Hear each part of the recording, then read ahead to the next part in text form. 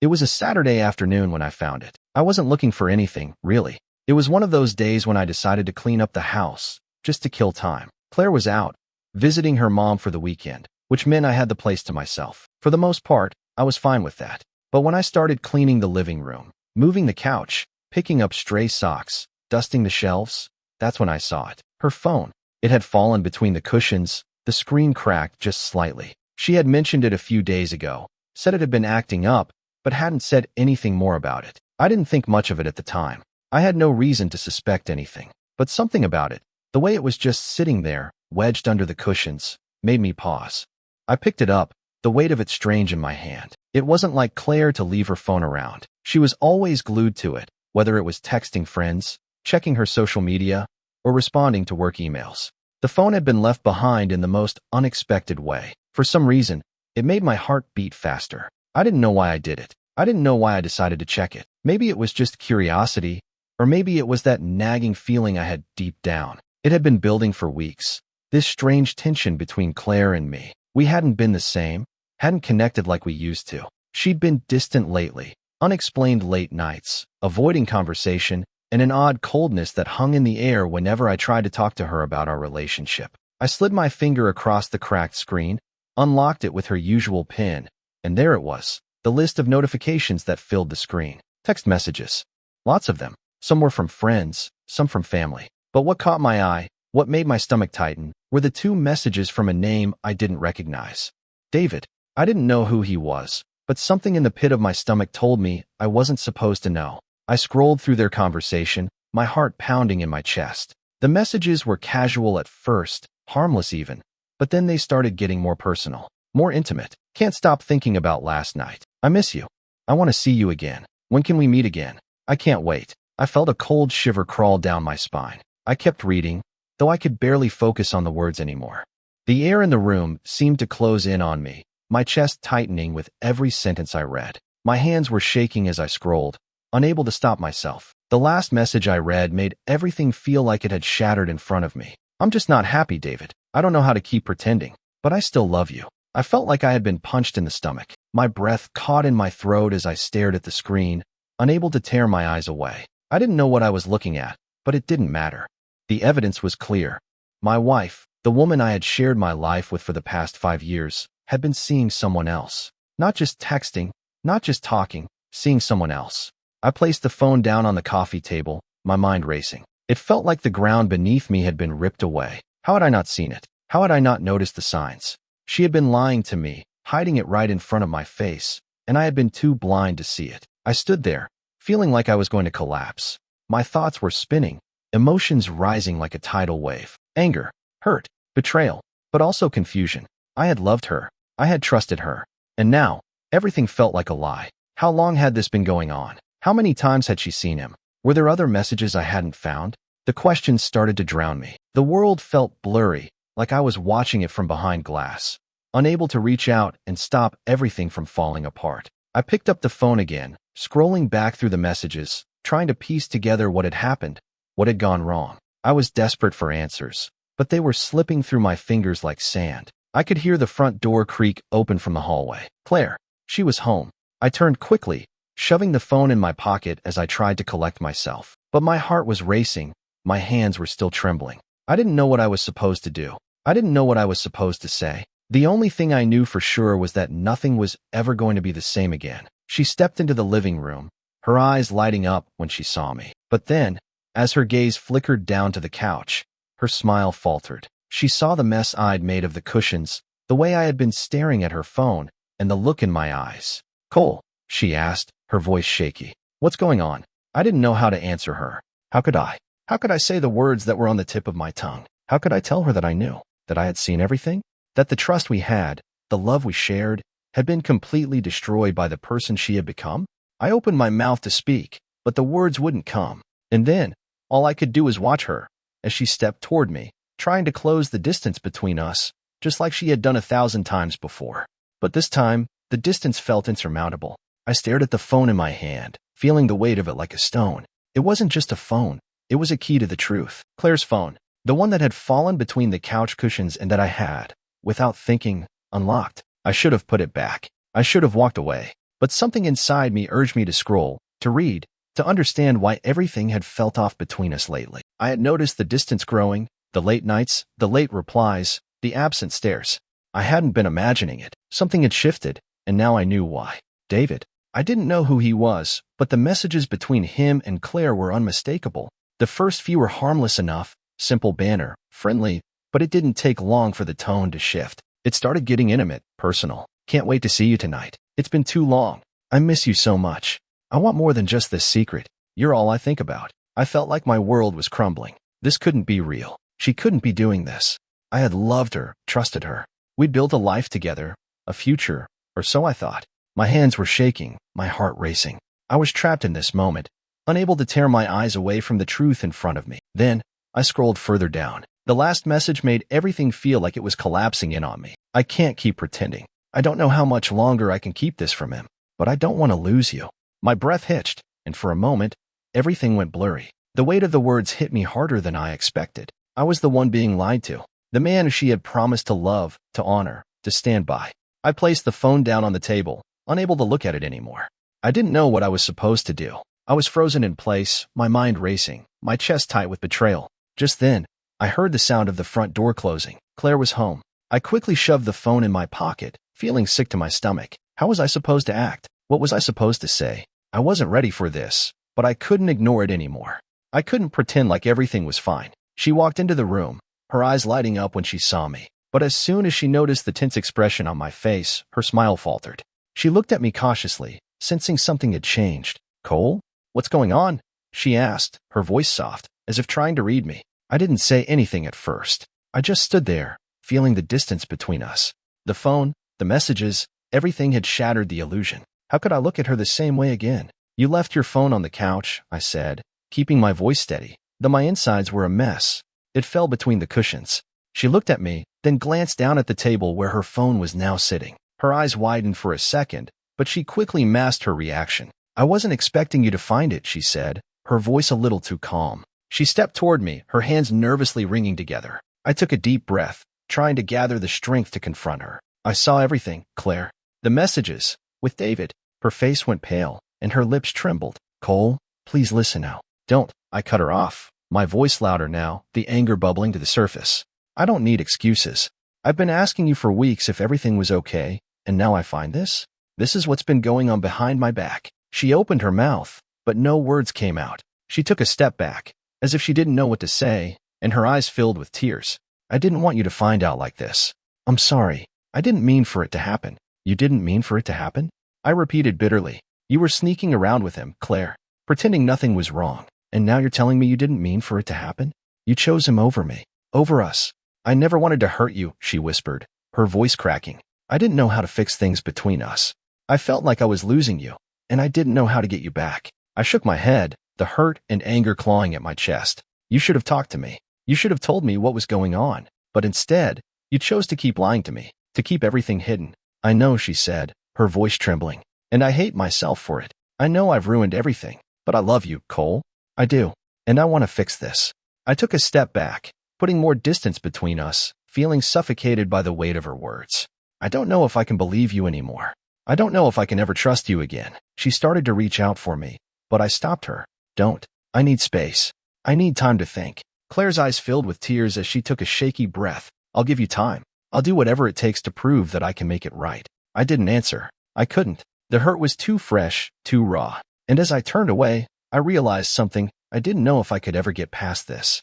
The next few days passed like a bad dream, each one dragging on longer than the last. I didn't want to go home. Every corner of the house reminded me of Claire, of what I had lost, of what she had done. It wasn't just the affair. It was everything. The lies, the distance, the realization that the woman I thought I knew was now a stranger to me. Claire had given me the space I asked for.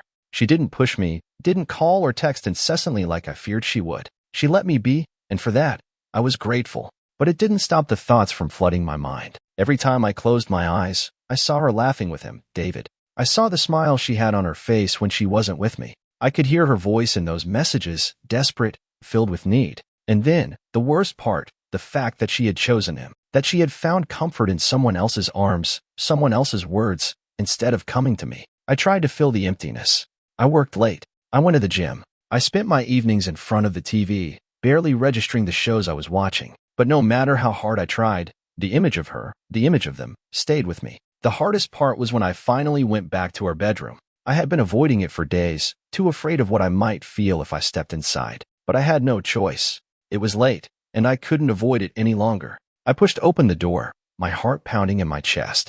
It was the same as it had always been. Same bed, same pictures on the walls, same nightstand where we had kept our things.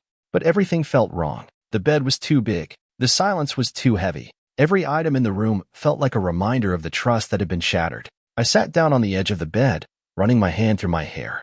How had we gotten here? How had everything we built come crashing down so quickly? I thought about the night we got married, the way I had promised to always be there for her, to never betray her. I had meant those promises. But somewhere along the way, we had both changed. Somewhere along the way, we had lost sight of what was important. I thought about the life we had before everything had started to unravel. It wasn't perfect. No relationship was. But I had believed in us. I had believed in her. I didn't want to give up on that belief, but I didn't know how to move past this. How could I love someone who had betrayed me in the worst way? My phone buzzed on the nightstand, snapping me from my thoughts. I glanced at it, and my stomach dropped when I saw it was a message from Claire. I'm sorry, Cole. I can't keep living like this. I need to see you. Please let me explain. I stared at the message for a long time, unsure of what to do. My first instinct was to ignore it, to keep my distance, to let the silence linger. But something inside me told me I had to face it, that I couldn't keep running from the truth. Maybe talking to her would help me make sense of this. Or maybe it would make things worse. Either way, I needed to know where we stood. I typed a quick reply. We need to talk. Tomorrow. I didn't know if I was ready for this conversation. I didn't know if I would ever be ready. But I couldn't keep avoiding it. I couldn't keep pretending like everything was fine when I knew it wasn't. The next day, Claire showed up at the house, looking nervous and small, as if she wasn't sure what to expect. She had her hair tied back, her eyes red from crying. She looked nothing like the woman I had known. It was as if she had aged years in just a few days, the weight of everything pressing down on her. Cole, she whispered, standing just inside the door. I'm so sorry. I didn't know what to say. The words felt heavy on my tongue, but I couldn't find a way to make them come out. I motioned for her to sit on the couch, and she did, folding her hands together nervously in her lap. I've been thinking a lot about everything, she began, her voice soft. About us. About what I did. I don't expect you to forgive me. I don't expect things to go back to the way they were. But I need you to know that I've made a huge mistake. I stood up, walking to the window. A mistake, I repeated. Is that what you call it? A mistake. Yes, she said, her voice trembling. It was a mistake. I never wanted to hurt you. But I was so lost, and I didn't know how to fix it. I didn't know how to tell you how I was feeling, so I turned to someone else. I turned around to face her. You chose him, Claire. You chose him over me. Over everything we've built. That's not just a mistake. That's a betrayal. I know, she whispered, tears filling her eyes. And I hate myself for it. I never meant for things to go this far. I thought I was going to lose you, and in trying to avoid that, I lost everything. I didn't know how to respond. I didn't know if there were words that could make it better. I didn't know if I even wanted to try. But deep down, I knew I couldn't just walk away. Not yet. I can't promise anything, I said finally, my voice steady. But I'm willing to listen. I'm willing to talk about what happened. But I need to know if you're willing to fight for us. I am, she said, her voice full of desperation. I will fight for us, Cole. I'll do anything. I didn't answer. I didn't know if I believed her. I didn't know if I could ever believe her again. But for the first time in days, I allowed myself to feel something other than anger and hurt. I allowed myself to feel a small spark of hope. The silence that followed her words was suffocating. I could feel Claire's gaze on me, waiting for some kind of reaction, for some kind of sign that I might forgive her or at least try to understand. But I couldn't bring myself to look at her, not fully. I kept my eyes focused on the floor, on the empty space between us that had suddenly grown so large. She had made her confession. She had apologized, and yet I still didn't know how to process any of it. My heart felt heavy, like it was in a vice. I had trusted her with everything, my life, my heart, my future, and now it felt like all of that had been shattered into pieces. The man who had once stood at the altar with her, promising forever, now stood across from her, unsure of who he was anymore. Finally, after what felt like an eternity, I spoke, my voice rough. I don't know what to do with this, Claire. I don't know if I can move past what you've done. I don't know if I can ever trust you again. I understand, she whispered, her voice breaking. I don't expect you to forgive me right away. I know I've ruined everything. I don't know how to fix it either. But I love you, Cole. I do. And I'll spend the rest of my life proving that I can be the woman you deserve. Her words were heartfelt, but I couldn't shake the bitterness that swirled in my chest. It wasn't that I didn't want to believe her. I wanted to. I wanted to believe that the woman standing before me, crying, was the same person I had fallen in love with. But the reality was, she had betrayed me in a way that made it hard to even look at her the same way. How could I trust her again when she had broken the very foundation of our marriage? I don't even know if I want to try anymore, I admitted, the words stinging as they left my mouth. You've crossed a line I don't know if I can come back from. Claire stood up and stepped closer to me, but I couldn't bring myself to close the distance. Every part of me wanted to pull away, to run, to escape the situation entirely, but I couldn't move. I felt stuck in this moment, caught between the man I used to be and the man I had become since I found out about her affair. I can't take back what I've done, she said softly, standing just a few feet away now. I can't undo the hurt, and I know I can't erase the past, but I can change. I will change. I'm not asking for your forgiveness today, but I want to earn it, Cole. I want you to see that I'm willing to fight for us, for this marriage. Her words hung in the air like a fragile promise, but the truth was, I didn't know if I believed it. How could I? How could I believe that she could change when everything she had said about our marriage had turned out to be a lie? I don't know if I can believe in you anymore, I said quietly, the weight of the words pressing down on me. I don't know if I can ever see you the same way again. Claire's face crumpled, and I could see the pain in her eyes. She didn't speak, but the tears fell freely now, her sobs echoing in the stillness of the room. I felt a pang of guilt watching her fall apart, but it wasn't enough to change how I felt. It wasn't enough to make me forget what she had done. I'm sorry, she whispered again, her voice small and broken. I'm sorry for everything. I never meant to hurt you. I was selfish, and I ruined everything. I ran my hand through my hair, frustration building inside me. You don't get to just apologize and expect everything to go back to normal. This isn't just something you can fix with a few words. You hurt me, Claire. You hurt me in ways I'm not sure I can recover from. I know, she said, shaking her head, the tears falling faster now. I know, and I hate myself for it. I don't know how to make things right, but I'm going to try. Please, give me a chance. Please. I could see the desperation in her eyes, and for a moment, I almost wanted to give in. I almost wanted to hold her and tell her that everything would be okay, that we could fix this. But I couldn't. I couldn't just ignore the truth. I couldn't ignore what had happened, what I had seen with my own eyes. I don't know if I can even want to fix this, I said, my voice shaking with the weight of the decision. I don't know if I can ever be the man I was with you again. I don't know if I can trust you, Claire.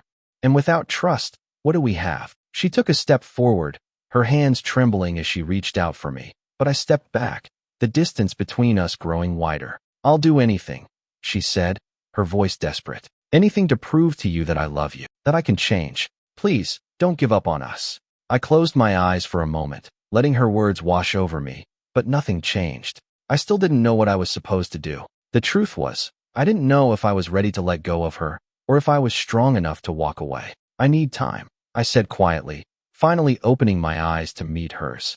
I need time to figure out what I want, what we need. Claire nodded, tears streaming down her face as she took a step back. I'll wait. I'll wait for as long as it takes. But I knew then, no matter how long I waited, nothing would ever be the same again. The days stretched out in front of me like an endless road, and every moment was filled with that same gnawing feeling, the unease that had settled deep inside me since I discovered Claire's betrayal. She had left, given me space like I had asked, but the silence between us only seemed to amplify the weight of what had happened. I didn't know what to do. I didn't know if I even wanted to fix this.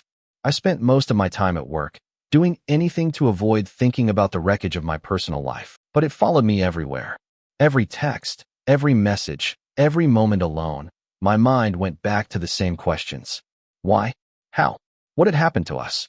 We used to be happy. We used to be so right. Claire kept calling. The calls went straight to voicemail. She texted too, but I couldn't bring myself to respond. I had no answers for her, no words of comfort, nothing left to give. But she kept trying, like she was hanging on to the last thread of hope that I would somehow forgive her. Maybe I wanted to, but I didn't know how. It was a Tuesday evening when I saw her again. I had just gotten home from work and was sitting at the kitchen table, mindlessly pushing food around on my plate. I wasn't hungry. I hadn't been hungry in days. The doorbell rang, and when I opened it, there she was, standing in front of me with that look in her eyes.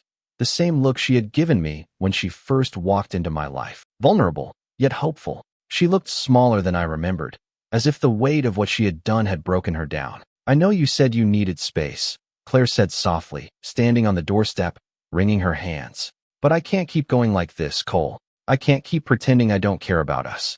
I need to talk to you." I didn't say anything at first. Part of me wanted to slam the door and walk away, but the other part, the part that still loved her, despite everything, couldn't make myself turn her away. She had already broken my heart. It felt like I owed her nothing, but I let her in. "I'm listening," I said, my voice as cold as I could make it, hoping it would keep my emotions in check. But even as I said it, I knew I was barely holding myself together. She stepped into the living room and sat down on the couch, looking up at me with wide, pleading eyes.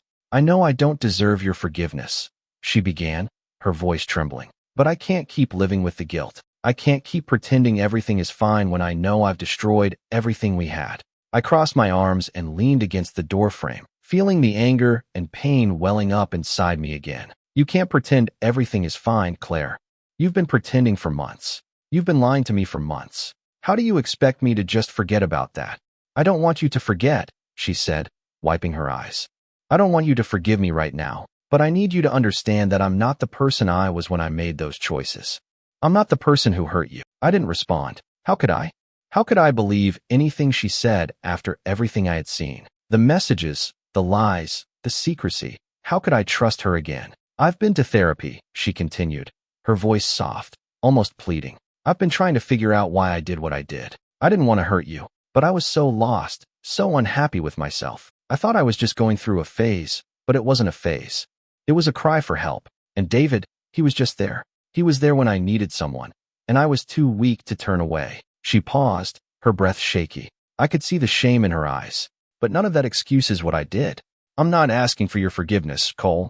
I'm asking for a chance, for a real chance to prove that I can be better, to show you that I can make it right." I couldn't believe what I was hearing. She was asking for a chance, but the woman who had stood before me just days ago was not the same person. She had crossed a line I wasn't sure I could come back from. The trust had been shattered, and nothing she said could erase what I had seen. "I'm not asking you to forget what happened," she said softly. "I'm not asking for a miracle. I'm asking for you to give me a chance to earn your trust back.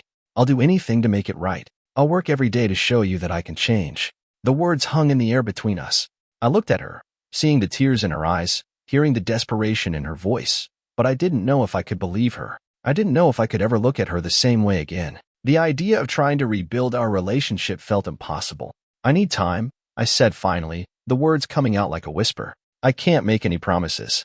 I can't promise that we'll be okay, that I'll ever forgive you. But I need time to think, to figure out what I want, what I need." She nodded slowly, as if she had already expected this answer. Her face crumpled in relief and sorrow. "I understand," she said softly. "Take all the time you need. I'm here when you're ready."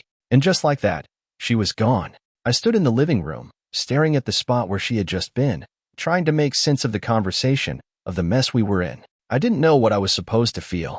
I didn't know what I was supposed to do. All I knew was that everything had changed, and nothing would ever be the same. The days that followed felt like a cruel mix of agony and confusion. I went through the motions, work, eating, sleeping, but my mind was never fully present. It was always somewhere else, trapped in a loop of thoughts about Claire and what she had done. My heart was torn between anger and the quiet part of me that still loved her, that still wanted to believe we could get past this. But I knew better. Deep down, I knew that nothing would ever be the same again. Claire had given me the space I asked for. She hadn't called, hadn't pushed for a conversation. But that didn't stop the guilt from gnawing at me. The silence between us was both a relief and a curse. The more time I spent away from her, the more I could hear my own thoughts clearly. But I also realized that the longer I avoided the truth, the harder it would be to confront. I couldn't keep hiding from it. I needed to face what had happened, and I needed to figure out what I wanted. But I didn't have the answers yet. It was Thursday when I saw her again. This time, she didn't wait for me to reach out. She showed up at the door, standing there as if she had been waiting for me to let her in. I didn't know what I expected, but I wasn't expecting the look on her face, hopeful yet terrified, like she had nothing left to lose. "Can we talk?" Claire asked, her voice low, almost hesitant. She looked worn, the stress of everything evident in her posture. I didn't respond immediately. I stood there in the doorway, unsure of what to do, but I couldn't keep avoiding her. I motioned for her to come inside, though I didn't move from the doorway. "Please," she said, stepping inside, her eyes searching mine for some kind of response. I shut the door behind her and took a deep breath. I'm not sure I'm ready for this, I said, the words escaping before I could stop them. But I can't keep running from it either. She nodded, taking a seat on the couch, her hands clasped tightly in her lap. I could feel the tension building between us. Neither of us knew what the next step was, but we were both here, trying to figure out what came next. I've been thinking, Claire began, her voice barely above a whisper. I know I've destroyed everything. I can't undo what I've done, but I want to prove to you that I can be the woman you deserve. I can't change the past, but I can try to change the future. I stood there, my arms crossed over my chest, unsure of how to react. The words were so familiar. I had heard them before, the apologies, the promises, but nothing had changed. Nothing could change what I knew now. You don't get it, Claire, I said, my voice rising slightly. This isn't just about you apologizing. This is about trust. This is about the fact that you've been lying to me, sneaking around behind my back. You let someone else in, and you kept me in the dark. You didn't even give me a chance to fix things. I know. She interrupted, standing up now, her hands reaching toward me in desperation. I know I messed up, Cole, but I was so scared. I didn't know how to tell you. I didn't know how to admit that things weren't perfect, that I wasn't happy. But it wasn't about him, I swear. It was about me. I was lost, and I made a terrible decision, but I want to make it right. I want to fight for us. I closed my eyes for a moment, trying to gather my thoughts, trying to figure out how I felt. I didn't want to believe her. I didn't want to be weak, to fall for the same promises again. But part of me wanted to hear it. Part of me still wanted to believe in the woman I had married. You want to fight for us? I asked, opening my eyes to meet hers. But how can you? How can you fight for us when you've already broken everything? I don't know if I can look at you the same way. I don't know if I can trust you again. Her face fell, the tears starting to fill her eyes once more. I don't expect you to forgive me right now, she said, her voice breaking. I don't expect things to go back to how they were. I just need you to know that I'm sorry, and I'll do anything to prove it. Please, Cole. I didn't know how to answer her. I didn't know if I even had the strength to try. The betrayal had hurt more than I had ever imagined, and no matter how much she begged, how much she apologized, nothing was going to undo what had been done. But I couldn't keep living in this limbo either. I couldn't keep pretending like I wasn't falling apart inside. I can't promise you anything, I said, finally speaking after a long silence. I can't promise I'll forgive you, but I'm willing to try. I'm willing to see if this can work, if we can work. But I need you to show me. I need you to prove that you're really ready to change. Because if you're not, then I don't think there's anything left for us. Claire looked at me, her face full of relief and sorrow, a mix of emotions that mirrored my own. She stepped toward me, reaching for my hand, and for a moment, I let her take it. But even then, I couldn't shake the feeling that everything had already changed, that even if we tried to rebuild, we might never be the same. The silence after I agreed to try felt suffocating. Claire stayed close, watching me, hoping for some sign that I meant what I said. But I wasn't sure I did. I wasn't sure if I could look at her without feeling the weight of betrayal hanging in the air. I spent the next few days trying to process everything. It was harder than I imagined. When I woke up in the mornings, the house felt too quiet, the bed too big. I rolled over and found the space next to me empty, a sharp reminder of how much things had changed. The warmth of her body wasn't there. The comfort of her presence was gone, replaced by a lingering, heavy silence. Claire tried. I could see it. She did little things to show that she was trying to make things right, texting me to check in, offering to help with chores, even cooking dinner one night. But no matter how much she tried, I couldn't stop myself from thinking about the messages, about the lies. I couldn't stop myself from seeing her with David. The thought alone made my stomach turn. One evening, after another quiet dinner that felt forced and unnatural, Claire looked at me across the table, her eyes pleading. Cole, I know this isn't easy, and I don't expect everything to change overnight. But please, I need to know where we stand. Do you think there's any chance for us? I sat there, staring at her. She was sitting across from me, her hands folded on the table, her eyes filled with uncertainty and hope. I could see the guilt in her eyes, but I also saw the desperation. She wanted things to go back to normal. She wanted me to be the man I was before I found out. But I wasn't that man anymore. I didn't know if I could ever be that man again. I don't know, Claire, I said quietly, my voice hollow. I don't know if I can ever trust you again. I don't know if I can forgive you. I want to. I want to believe that we can get past this. But every time I think about it, I just feel lost. She looked down, her eyes welling up with tears. I'm so sorry. I know words won't make this right, but I just need you to know that I love you. I never wanted to hurt you. I don't want to lose you. I felt a surge of emotion at her words, but it wasn't enough. I wanted to believe her. I wanted to believe that she could change, that we could somehow rebuild the trust she had destroyed. But my heart wasn't ready. My heart was still raw, still shattered by the reality of what she had done. I know you're sorry, but it's not just about being sorry, I said, feeling the weight of the truth pressing down on me. It's about trust, Claire. And trust isn't something that comes back easily. You've broken something in me, and I don't know if I can fix it. I'll do whatever it takes, she whispered, reaching for my hand. But I pulled it away, not out of anger, but out of self-preservation. I wasn't ready for her touch. I wasn't ready to feel anything but the emptiness that had taken over. I can't promise you that I'll forgive you, I said softly, and I don't know if we can fix this. But I'm not sure I'm ready to give up on us just yet. I don't know what's going to happen, Claire, but I need time. Time to figure out if I can get past this. Time to figure out if I still want this. She nodded, her face crumpling with the weight of my words. I could see the tears welling up in her eyes, but there was nothing I could do to stop it. I couldn't comfort her. Not yet. Not when I was still trying to make sense of everything myself. I understand, she said, her voice barely above a whisper. I'll give you the time you need. I'll be here when you're ready. The next few days passed in a blur. I went to work, came home, and tried to fill the empty space. But the house felt foreign. The silence between Claire and me was like a weight on my chest, suffocating me. I tried to focus on my work, but every time I looked up, I saw her face. Every time I thought I had a moment of peace, the image of her and David, of her betrayal, crept back into my mind. And then, one evening, as I was sitting on the couch alone, I heard the door creak open. I turned to see Claire standing there, her face pale, her hands trembling slightly. I need to talk to you, she said, her voice shaky. Please. I stood up, my heart pounding. I wasn't ready for this, but I couldn't turn her away. I couldn't pretend like I didn't care. I motioned for her to sit down, and she did. But this time, she didn't look at me with hope. She looked defeated, like she knew there was nothing left to say that could fix what she had broken. I don't know what to say anymore, Claire, I said, my voice quiet. I want to move past this. I want to believe in us again, but I don't know if I can. I don't know if I can ever look at you the same way again. She nodded, her face full of sorrow, but she didn't speak. She just sat there, waiting for me to find the words, to find the strength to tell her what we both already knew, that things might never be the same. I didn't know how much more I could take. Every day felt like I was walking through a fog, and every step was heavier than the last. I had agreed to give Claire the time she needed, but I had no idea how long this would take, or if it would ever feel right again. It was hard to get past the image of her betrayal. I couldn't stop replaying it in my mind, her laughter with him, the text that felt like a knife through my chest. And no matter how much I tried to focus on anything else, it was always there, lingering in the back of my mind. Claire had been doing everything right. She was patient.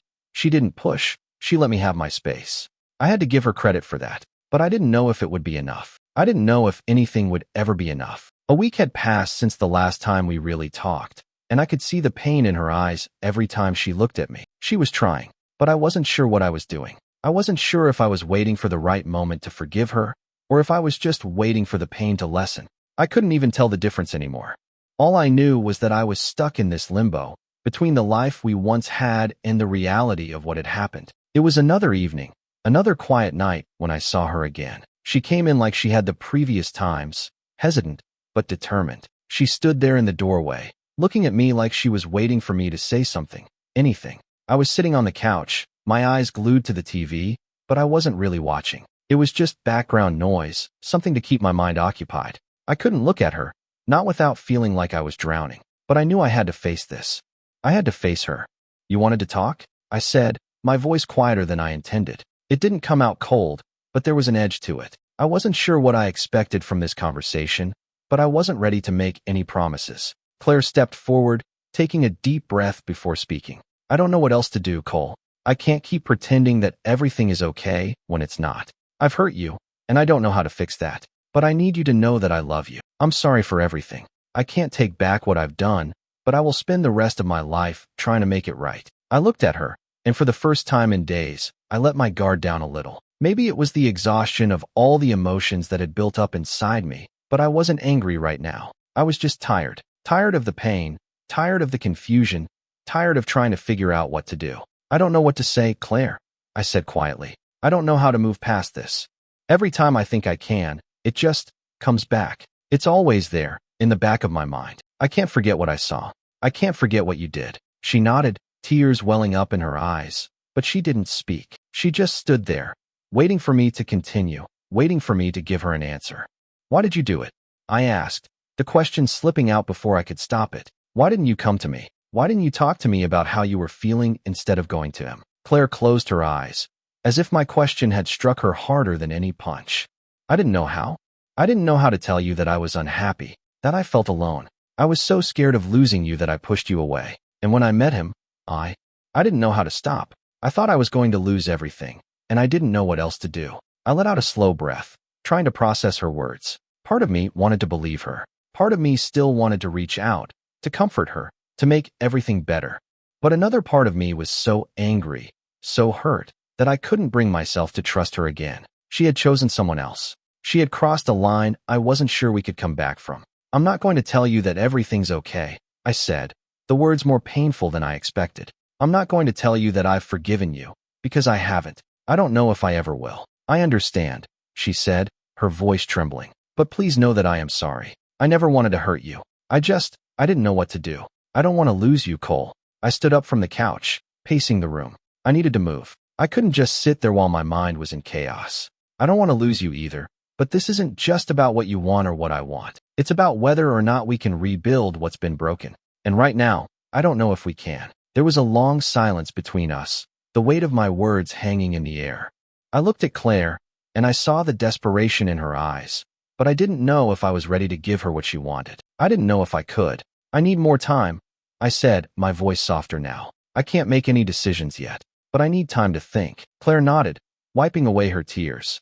I'll give you the time you need. I'll wait, but please know that I love you, and I'll do whatever it takes to fix this. I didn't answer. I didn't know how to.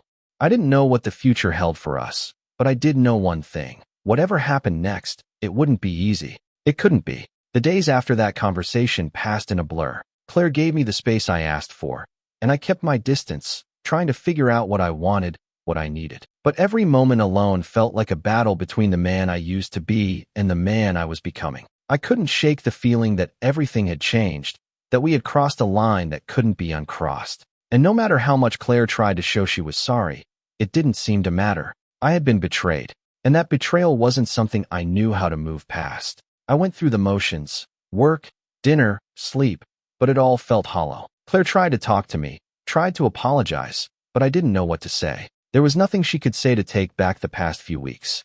Nothing she could say to make me forget the hurt. I wasn't sure I even wanted to forget anymore. And then, one evening, she showed up again. I hadn't heard from her in a few days, and I had hoped for some clarity during the silence. But when I opened the door to see her standing there, my heart dropped. Her face was pale, her eyes red, like she hadn't slept in days. She looked exhausted, like the weight of everything was suffocating her. I don't know if you're ready for this, she said softly, her voice shaking. But I need to talk to you. I can't keep living like this, Cole. I just need to know if there's any chance we can fix this. Please. I looked at her, my heart torn. I still loved her, but I didn't know if I could love her the same way anymore. How could I? How could I look at her and not see the face of the woman who had betrayed me? I'm not sure if I can give you what you need, I said quietly, my voice tinged with sadness. I don't know if I can keep pretending like everything's okay when I'm still hurting, when I'm still trying to figure out if I even want to fix this. Claire took a step forward, her eyes pleading with me. I understand. I do. But I need you to know that I'm sorry. I never meant for this to happen. I never wanted to hurt you. But I made a mistake, and I can't undo it. But I want to spend the rest of my life showing you that I can change. That I can be the woman you need. I wanted to believe her. God, I really did. But the truth was, I didn't know if I could. How could I rebuild trust when it had been shattered so completely? How could I go back to being the man I was before all of this? The man who trusted her, who believed in us. That person didn't exist anymore. I don't know how to trust you again, Claire, I said, my voice breaking. I don't know if I can ever look at you the same way. You hurt me in a way I didn't even think was possible. And every time I try to push it down, it comes back. The hurt, the anger, it's all still there. Claire's face crumpled, and I could see the pain in her eyes. She took a deep breath, as if trying to hold herself together. I know what I've done. And I understand if you can't forgive me. But I'll spend every day trying to prove that I'm worthy of your love, of your trust. Please, Cole, please don't give up on us. I stood there torn.